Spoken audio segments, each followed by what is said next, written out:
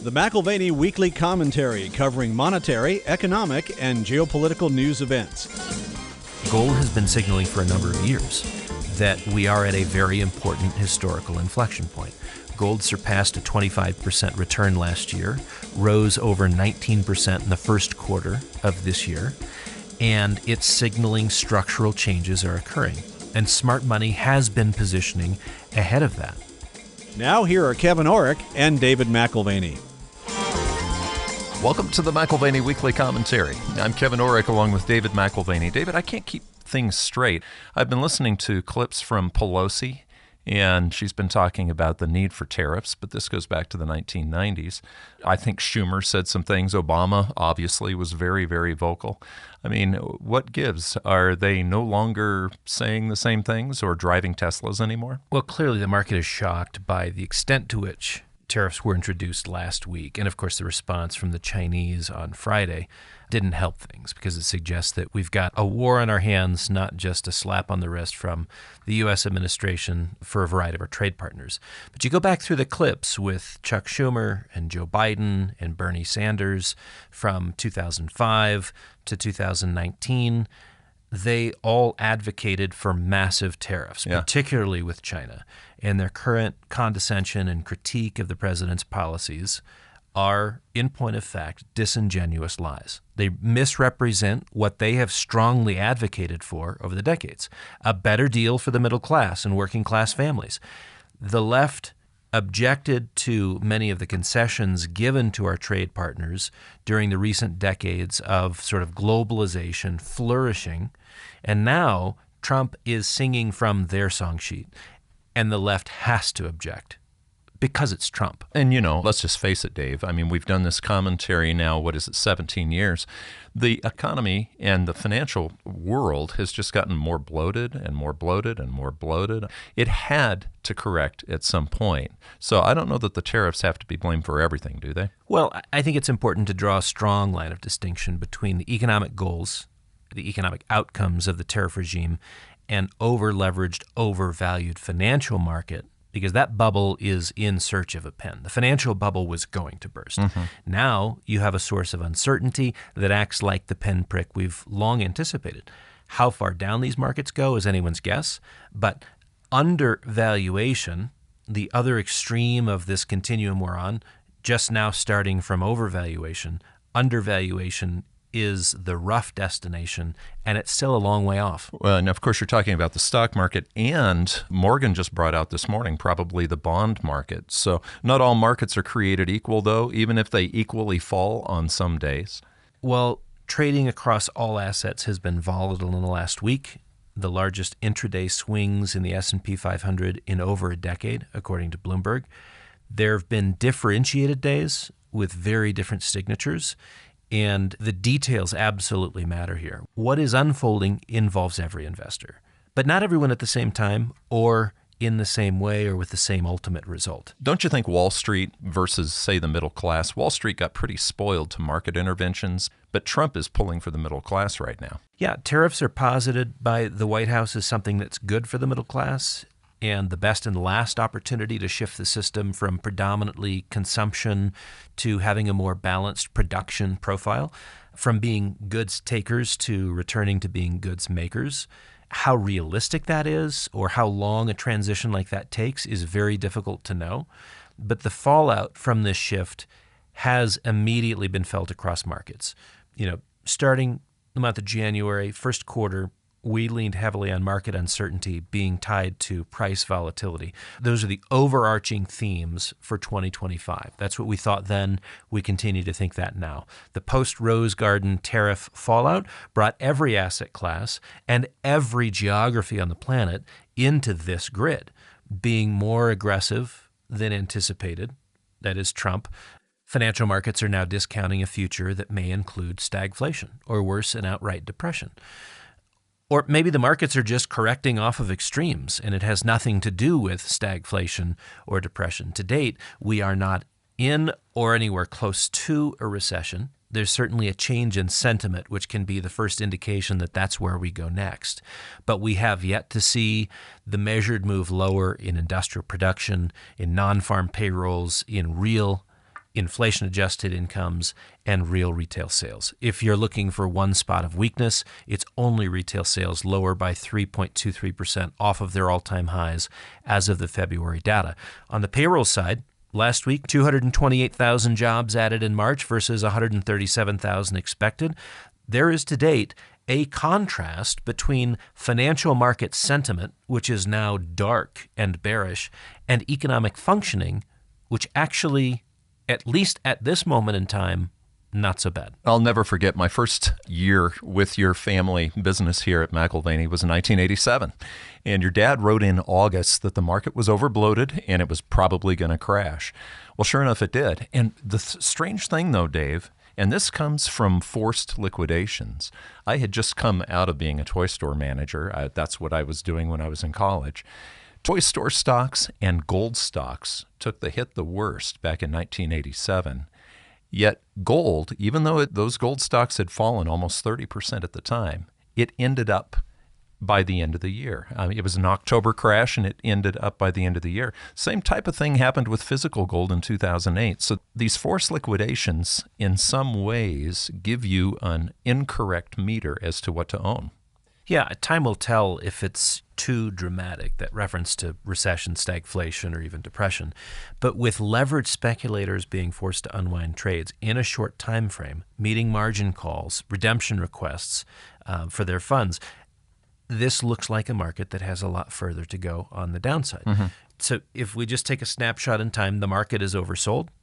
It will either rebound higher of its own accord or rebound higher on the basis of some Fed or Treasury official sowing promises of stabilization coming from market intervention. So now we have an unwind of hedges, the short positions which people were putting on to protect themselves from further downside, and that's likely to drive prices higher.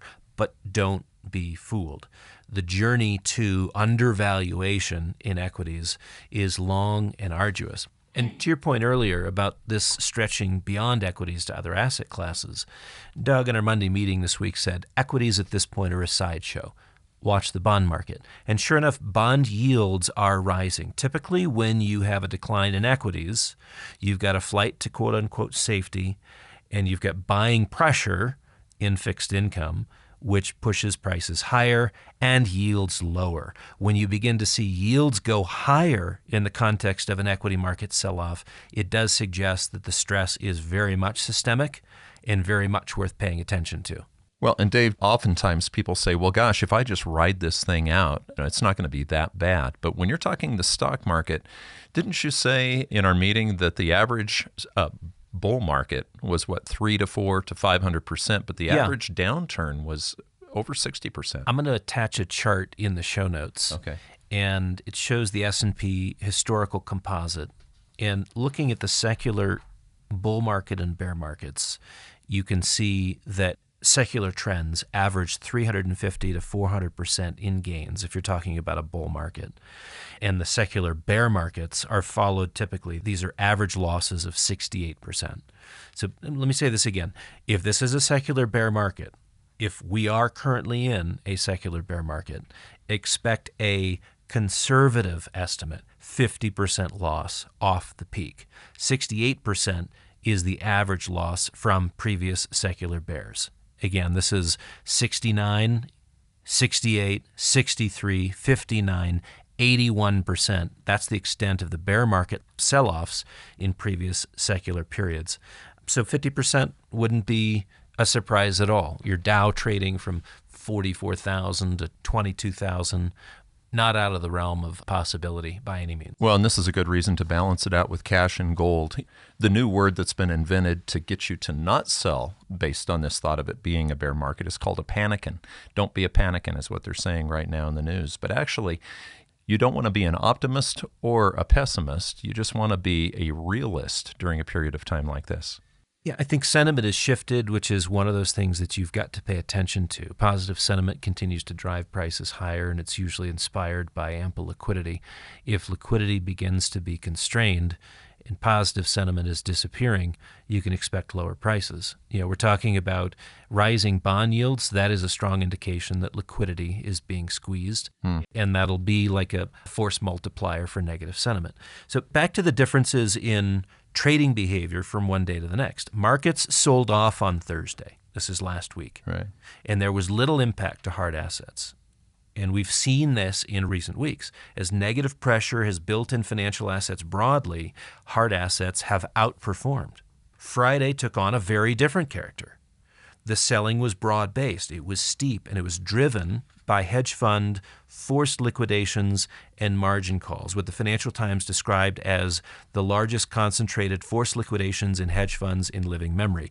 In that context, gold, silver, hard assets more generally caught up on the downside.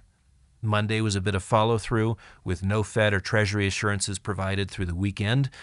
The sell-off continues. We're now in a trade war, says the market. It's concluding this banter, not so friendly, Thursday and Friday between the U.S. and the Chinese trade envoys. Things are going to get worse, and that's what we see reflected in the pricing. Margin calls, forced liquidation, takes on a unique tone. It's not unlike the October 2008 period of deleveraging. Gold was a marginal source of liquidity for imploding portfolios. It provided, once you liquidated it, it provided much needed cash. It was sold. That was just prior to repositioning and returning to a strong metals allocation. Almost immediately rebought. Hedge funds owned it.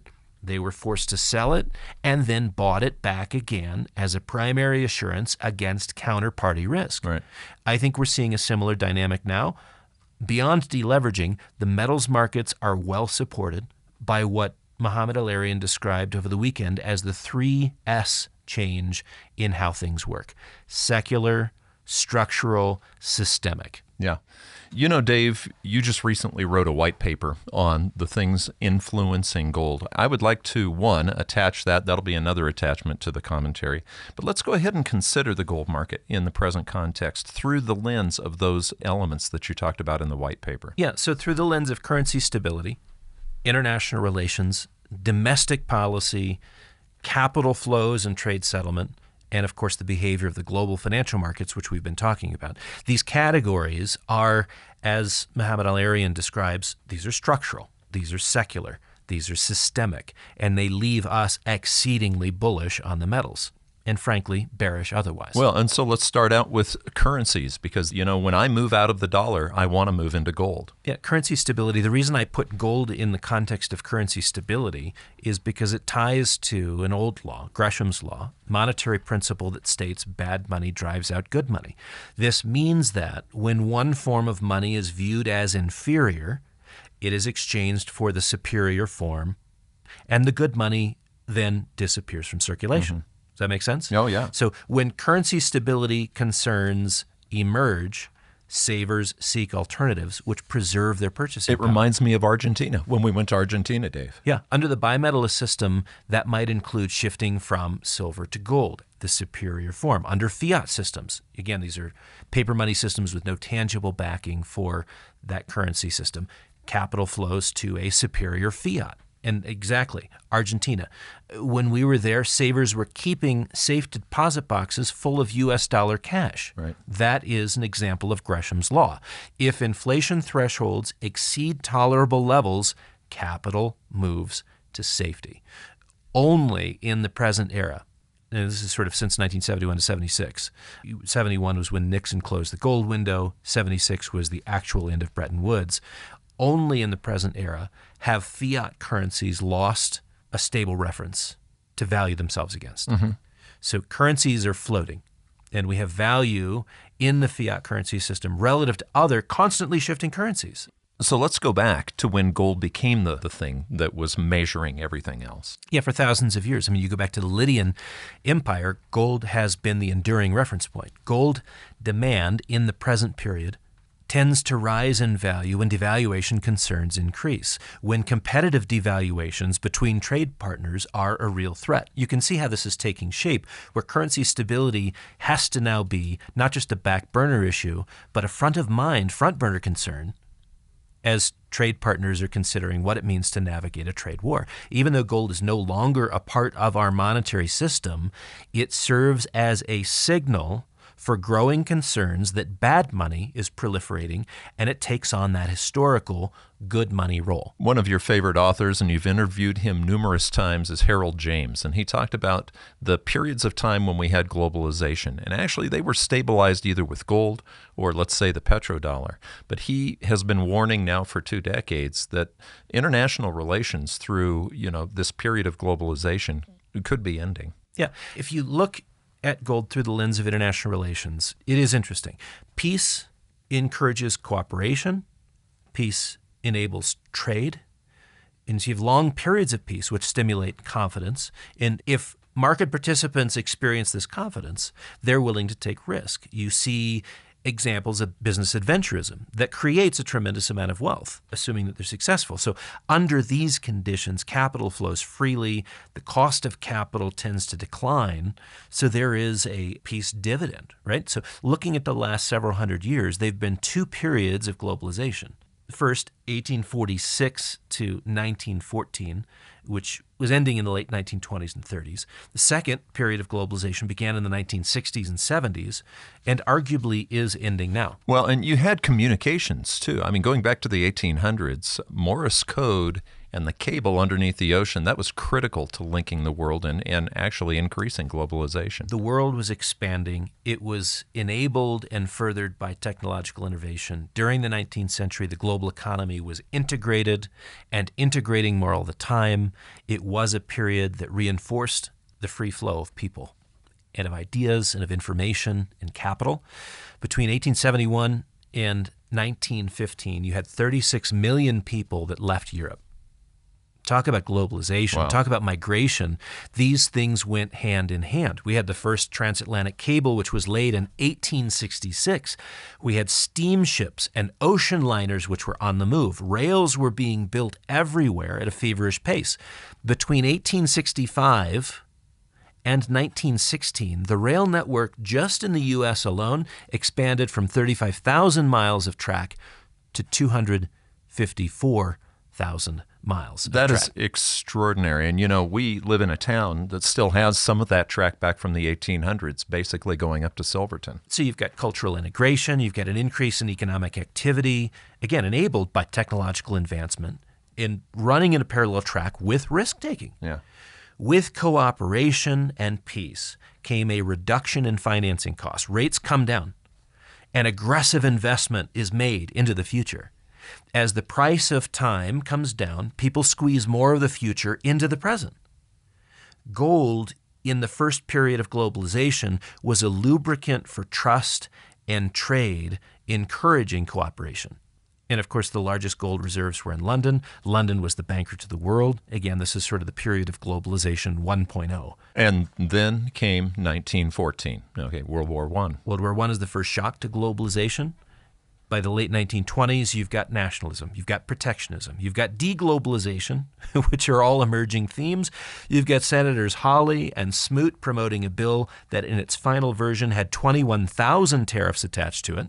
The world found itself in a depression with a collapse in free trade and an extreme restriction to the free flows of capital. Devaluation became a go-to monetary reaction, a default monetary reaction to cover the costs of war and the rising costs of social safety nets. Okay, but we had gold for globalization 1.0, but we didn't have gold for the second one. We had a petrodollar instead. It was more oil-based. Well, gold was not the lubricant for globalization 2.0 machinery. Right. There wasn't enough of it to meet the needs of a rapidly growing demography. So what took its place was credit. Credit became king, and particularly so as rates declined. I think the most recent period of globalization and the growth in credit you can see moving ahead as rates decline for 4 decades, 1982 to 2022. And then sandwich halfway into that period, the WTO and the invitation to China to become a part of the global economy after being dormant for as long as they had been. The past is somewhat prologue. We've got the unwind of globalization 1.0, which was certainly attributable to global conflict. World War I, yeah. But the penchant for guarding domestic economic interests, it was alive then. And guarding domestic economic interests, it's very much alive now. As we transition away from globalization 2.0, the uncertainties stirred by diminished free trade and an increase in tariffs, it's driving demand for liquid and safe allocations in gold. Mm-hmm. You can see this predominantly with high net worth individuals, with institutions, with central banks. But one can argue that during periods of expansion, again, if you could just go back to the first period of globalization and the second period of globalization, 82 to 2022, you can argue that during periods of extreme growth and expansion, gold is like, I don't know, almost like deadweight. These periods, it's like gold carries a high cost, opportunity cost. We could be owning something else. We could be doing something else. Look at the growth here and there and everywhere. However, during periods of geopolitical strain and trade war stress, gold comes into focus as a valuable reserve asset. Again, you see this with high net worth individuals, institutions. We've talked about the insurance sector in China. We've talked central banks ad nauseum. They see it as a reserve asset.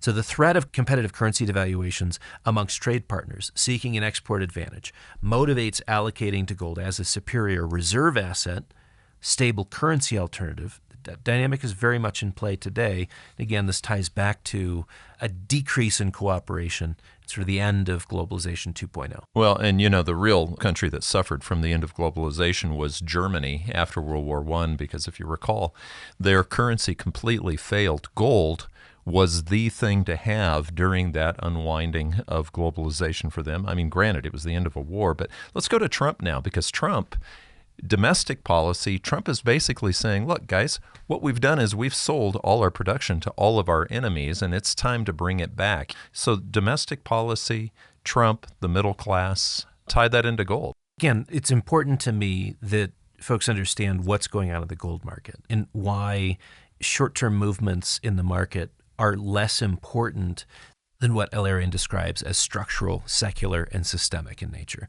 Because I think when you understand what is changing and the scope and the importance of what is changing, you can see that this is, in fact, a trend, a structural, secular, and systemic trend, which does not go away in a day. These are issues which we will have to be dealing with for years, maybe even decades to come. This is a paradigm shift. So domestic policy. We've got the Trump administration prioritizing domestic policies at the expense of international trade cooperation. That trend is a part of the adoption of democratic political structure. And it's not just the Trump administration. If you want to backdate it, this is a notable trend throughout the 20th century. So it's the voters. It's the voters, stupid, right? At this point. Yeah, and it's something that you see occur pretty regularly everywhere in the world where democracy is flourishing. Those who are being voted into power have to be sensitive to the people who are voting them into power. So this is a natural thing. You prioritize domestic policies at the expense of international trade, and that is just a part of democracy. With the rise of suffrage, and this comes from Giulio Gaurodi, with the rise of suffrage on a global basis has come an elevated attention towards constituents. It's the law of the political jungle. If you fail to take care of your voters, you will fail to get reelected. Therefore, budget deficits and inflationary monetary policies, they have coalesced to enable the modern politician to cater to voter preferences and to take care of those economic needs. Trump calls it the mandate. Yeah, doing whatever it takes to support economic growth and full employment guides the bias towards loose fiscal policies, towards loose monetary policies. The risk being, of course, what we talked about earlier, the creation of bad money in the process. And the current U.S. administration, under President Trump, has set out to rebuild the industrial base in America, drive income growth for the middle class. Those proposed changes, we've talked about this before, they're most clearly articulated by Stephen Moran. They come at the expense of a world order where previously globalization and free trade had advanced domestic consumption priorities over domestic production of goods. Now, with domestic production becoming a priority, displacing consumption, there's an increased likelihood of U.S. dollar devaluation as a complementary tool to the tariff regime being put in place. Gold's catching the attention. If we're looking at domestic policies and how this plays towards growth in gold, gold is catching the attention of a growing number of investors, unsettled by the changes being implemented. and uncertain as to the timeframes in which they might succeed. So if you assume there is a successful rollout of these policies, implementation of these policies, there is still the interim. This re-engineering of the global trade system, consistent with domestic economic priorities, it supports gold as a reliable reserve asset for those who are on a wait-and-see footing. And that so brings into focus, globalization 2.0, what you're talking about was dollar-based. And the way we did things was we bought things from China, and they would turn around and recycle those dollars back to us. We bought things from OPEC, the OPEC nations. They would turn around, recycle those dollars back to us. Currently, though, we have gold recycling, and dollar recycling seems to be on the fade. Well, that's right. I mean, during the 70s, when the dollar was sort of losing respectability, we introduced the petrodollar system. And, OPEC essentially agreed to take proceeds from our oil purchases from the Middle East and recycle them into treasuries. So it created a trade imbalance. We were running deficits, they were running surpluses. But the virtuous cycle for us was they would recycle those trade surpluses into our budget deficits, and they would fund our government operations by buying treasuries. It was a beautiful relationship until it got too expensive. And then we've done the same thing with the tradable goods sector, China being foremost in that way. So, I mean, it is really interesting to see the administration suggest we're going to re-engineer the system when I think, frankly, they have yet to figure out or address what happens when you're not running trade surpluses, or other countries are not running trade surpluses and recycling those dollars into the treasuries. How, Mr. Besant, do you intend to finance our deficits? How? And it's not good enough for you to say, well, we're not going to have deficits. I don't believe it. I don't believe it. And I don't believe it because we have a democracy. I don't believe it because, as we suggested earlier, adoption of a democratic political structure means that politicians care about the whims and fancies of their voter base. So it's got to be a little worrisome. Every time one of the countries goes and buys a little bit more gold instead of a little bit more treasuries, what we're seeing is we're losing those people who were financing our debt. Well, that's right. So we get to gold through the lens of capital flows and trade settlement, and what we would describe as the new gold recycling. Jeff Curry, who is former Goldman Sachs head of commodity research, and he's now with the Carlyle Group, has observed that the nature of the 50-year petrodollar system is changing. And major commodity producers are no longer automatically recycling their dollar-denominated commodity revenues back into U.S. Treasuries. A similar behavior is occurring with imported finished goods, where our trade surplus partners are not automatically recycling their surpluses into treasuries. I think it's worth you quoting word for word what he said. For the first time ever, that dollar recycling is not occurring. And what is replacing it? I call it gold recycling. It explains a lot why gold prices are as strong as they are. And what is the evidence of that is that the emerging markets, the BRIC countries, all met with Saudi Arabia and other key participants in November of last year and discussed how they're going to trade with one another using local currencies. And then whatever it nets out in settling, they would settle in gold.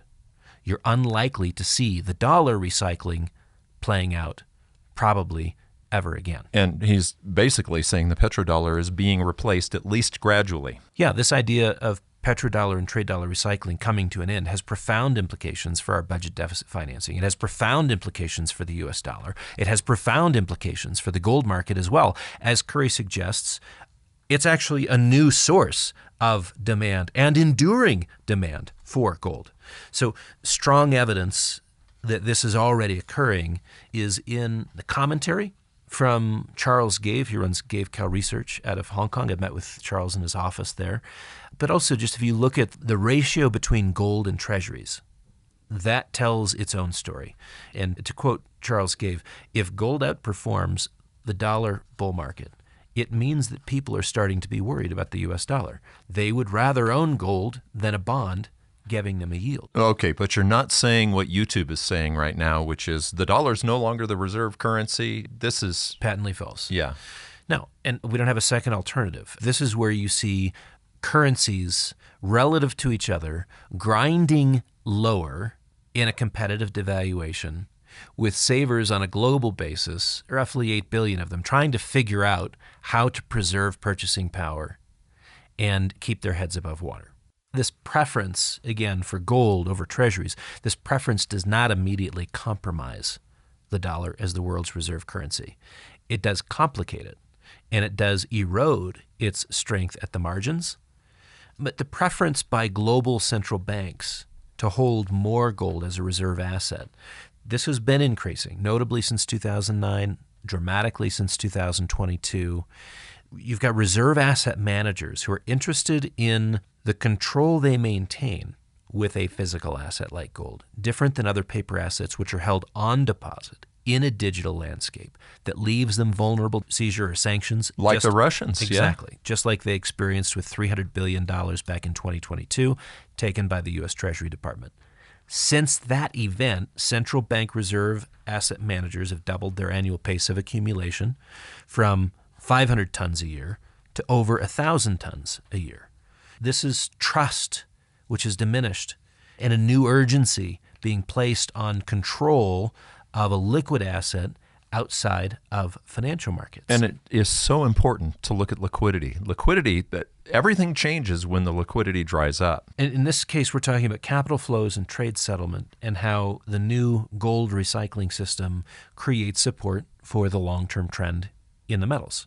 So that brings us back to liquidity. When liquidity is abundant, things flow a lot easier than when things get dry. Yeah, last but not least, you look at the global financial markets. And this is where we started with the rockiness in the global financial markets following the Rose Garden discussion and announcement last week. So my final observation on the strength of the gold market comes through that lens, that of the financial markets. It's a non-correlated asset, and it seemed very correlated last Friday. So sometimes it goes up, sometimes it goes down. I think we've explained together. why it was correlated in terms of the forced liquidations by hedge funds. Gold is considered a safe haven. It's like treasuries. During periods of market turbulence, money flows there. When liquidity is abundant, it's risk assets that perform very well. You don't need the safe havens. When liquidity becomes scarce, risk assets tend to suffer. Gold catches, the safe haven bid tends to outperform. There's no crystal ball to know precisely how the financial markets are going to perform in the years ahead. I've suggested, based on charts, based on valuation metrics, that we're heading into a secular bear market. But the important measures to be mindful of, again, are the valuation metrics and the measures of liquidity. When you begin to see interest rates rise in the context of a broad market liquidation, it tells you that there is a tremendous amount of stress within the bond market as well as within the equity market. Liquidity is drying up. And when you have a liquidity crisis, guess what happens next? Leads to solvency crises. So again, we look at the important measures being valuation metrics, measures of liquidity, and if domestic and global events create sufficient uncertainty, guess what? Liquidity tends to shrink. Risk assets tend to underperform. To the degree that investors migrate to safe havens like gold, there you have a pocket of outperformance. So would you just say the overwhelming driver for gold last year and the last couple of years has been uncertainty, but even more so now? Yeah, and I think it comes back to these sort of broad ideas. If you see gold through the lens of currency stability, international relations, domestic policy, capital flows and trade settlement, and then how it ties and relates to the global financial markets, gold has been signaling for a number of years that we are at a very important historical inflection point. Gold surpassed a 25% return last year, rose over 19% in the first quarter of this year, and it's signaling structural changes are occurring. Mm-hmm. And smart money has been positioning ahead of that. We still don't know the degree to which the U.S. dollar is going to remain strong. There is currency uncertainty. We do have a pretty good idea that the world is changing from the viewpoint of international relations. And if you look at international relations specialists, they're concerned that much of the post-World War II order is coming undone. Let's call that great geopolitical uncertainty. We have currency uncertainty. We have geopolitical uncertainty. If you look at U.S. domestic policies being intertwined with global trade dynamics, very much a factor in geopolitical events over the next several years. Again, we're driving uncertainty by our U.S. domestic policy priorities. The gold recycling thesis put forward by Jeff Curry is symptomatic of an unsettled trade environment, which becomes more unsettled by the day. But this was an idea that he put forward long before Trump took office. This was in motion. Unsettled trade was already a reality. Now we're negotiating around it and trying to get a better deal and may end up breaking things and blowing things up accidentally. But the global financial markets have remained very buoyant in light of the structural changes that are afoot. We're likely to see that change. Last week could have been the first significant downstroke. Markets mean revert from a valuation perspective, and they also contract in value due to shrinking liquidity. And so once again, we find gold as a place that investors have traditionally flocked to. While we have seen central bank demand increase dramatically in recent years, it is going to be the investors' turn to address their own allocations in light of the shifting structural, secular, and systemic changes. That's the amazing thing. The investor hasn't really entered the market yet. And so let's don't blame Trump for everything here. I mean, we've been talking for the last few years about the Buffett ratio, Dave. The Buffett ratio has been screaming that the market has been overvalued at record levels. Yeah, let me end with the Buffett ratio. We got the March Z1 data. That's the report we get from the Fed. It's only a week or two old. You take the value of corporations and divide by GDP. That's the Buffett ratio. So the capitalization of all stocks divided by GDP. And the capitalization is currently 209% of GDP. It's the second most expensive market in U.S. history. Maybe it's slightly less expensive than it was at the end of March. But this, again, just for perspective, we have begun a correction. We have just begun a correction. Measured against the Wilshire 5000, it is the most expensive market in U.S. history at the end of March 2025. So when I consider the necessary collapse in prices to bring that valuation metric to undervalued, I'd say we have an arduous road ahead. Rallies, my recommendation, sell into them. Let me say it again, as we sound like a broken record. Add to your metals positions, increase your cash, de-risk your portfolio, be liquid.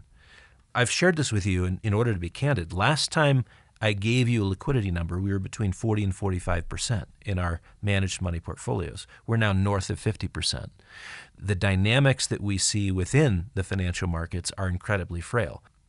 They are distinct from the economic variables, which have yet to roll over. Maybe they will follow suit, but there is a tremendous amount of fragility. The bond market is communicating that. Credit default swaps are communicating that. Spreads between a variety of fixed income instruments are beginning to communicate that. What we're looking for is confirmation of a structural bear market showing up in corporate credit. It has occurred. You've been listening to the McAlvany Weekly Commentary. I'm Kevin Orrick along with David McAlvany. You can find us at McAlvany.com, McAlvany.com, and you can call us at 800-525-9556. This has been the McAlvany Weekly Commentary. The views expressed should not be considered to be a solicitation or a recommendation for your investment portfolio.